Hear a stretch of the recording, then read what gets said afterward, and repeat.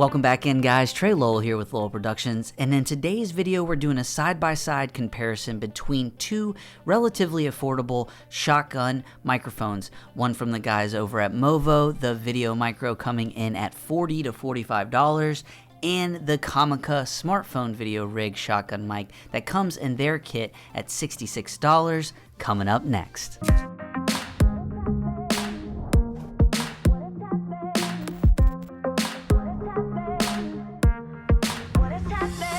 So to start things off with these two microphones, we are going to be recording directly into the Panasonic GH5.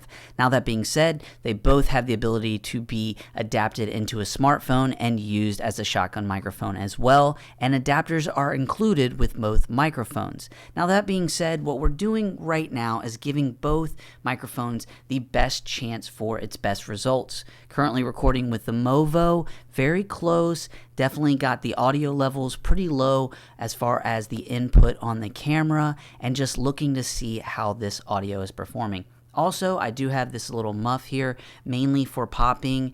That actually came with the Comica. The actual Movo comes with a dead cat fuzzy guy and the Comica as well. Okay, so now we are rocking and rolling with the Comica. Same situation, we put the little muff on it, and similar here, looking to see how the audio quality is in a very controlled environment. Now that being said, we are down here in the basement, so you're gonna get a little bit of bounce and echo, but I would say for this kind of microphone, this is gonna be one of the best scenarios, especially how close we are. We're extremely close, really trying to see, could this be used as an audio source for YouTube videos inside of someone's YouTube set?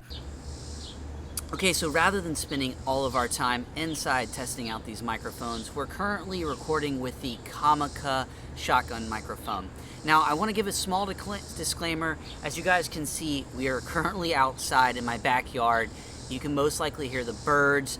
Right behind the camera, you guys can't see it, but there is a retirement community back there with massive AC unit. As you guys can see, definitely over arm's distance length. We don't have the wind muff on there or anything like that, but literally just the audio is set at -5 on the GH5. And now let's jump right into the Movo to give a comparison of what these two sound like in this particular environment.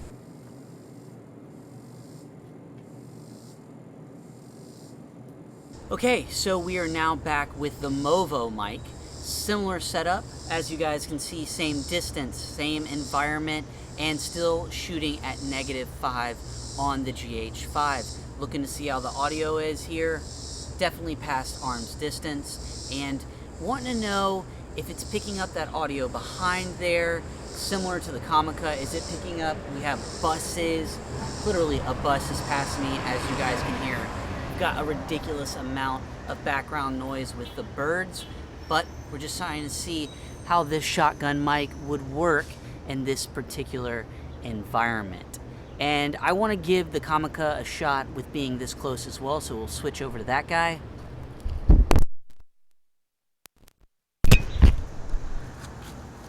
Okay, so we are super close to the shotgun mic. Now we're rolling with the Comica. Same setup as the Movo and distance. Wanting to hear what this sounds like. Comica. This is the Comica microphone doing a microphone audio test.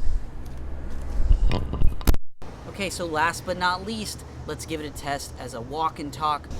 Okay, so that you guys can kind of see what the setup is. Currently, we have both microphones on the Movo. Little shotgun hand rig, whatever you want to call it, equidistance, and we are currently rolling with the Movo audio, going full-blown kind of vlog style here, and just wanting to figure out kind of what it sounds like, move it around here, not really necessarily looking to what does it look like, but we want to know what it sounds like. Like I said, there is a ton of background noise out here in the backyard. And so that's kind of what we're trying to figure out here, is that what does this guy sound like? We're going back into the woods a little bit. AC unit that you guys will probably hear in a second. We are recording with the Movo microphone, Movo test, Movo walk and test outside vlog mode.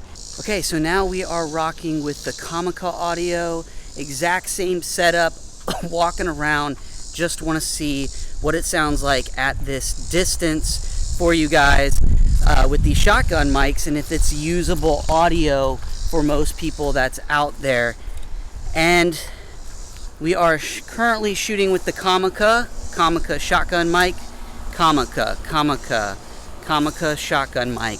-5. How are we sounding? So that is a wrap, guys, on the Movo and the Comica, and my overall take from post-production editing and seeing what I was able to shoot with these two different microphones is that they both are extremely similar in sound quality and the results that you're going to get from these relatively cheap microphones. The Movo coming in at $40 or $45, and the Comica pretty much coming in at the same price, about $40 to $45 if purchased singly. Now, that being said, one thing that I did happen to find was that the Comica seemed to record audio a little bit hotter.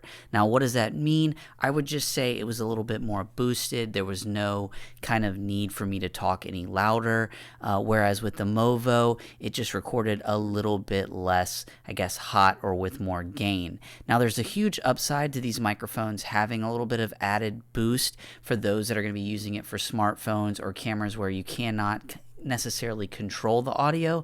Now, that being said, on my Panasonic GH5, when I was outside, we recorded at a -5 on the audio levels, and then when we were inside, we're recording at a -10.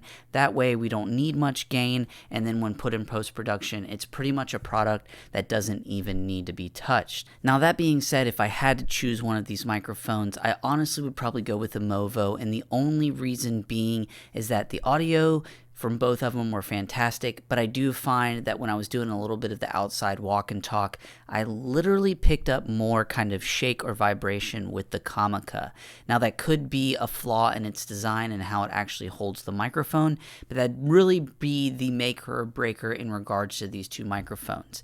Now, I've had a lot of experience with the Rode mic coming in at about $60, $70, and that is going to be on the same level as these two. And what I did find with my Rode mic in the past is it actually recorded a little bit lower levels, which can also come in handy if you're like myself and you are a video editor and you're going to want to have more control of those audio levels. Whereas these microphones, users that maybe are not going to be in a Final Cut or Adobe, or they're most likely going to be editing on their phone, these two microphones might come in handy because they're going to come with a little bit more boost right out of the box. So overall perception is that I definitely enjoyed both of these microphones. They will both be coming along with me in my camera bags. And if any of you guys out there are looking to up your audio game for the $40 to $60 range, the Comica microphone and the Movo microphone are going to be two valuable, great options for you guys to take a look at. I'll put a link in the description below. And hey guys, it's Trey Lowell with Lowell Productions. And as always, I'll see you guys in the next video. God, that's probably going to sound awful on the microphone. Sorry about that. What do you guys think of these cat shorts? Pretty ridiculous, just being honest, but funny.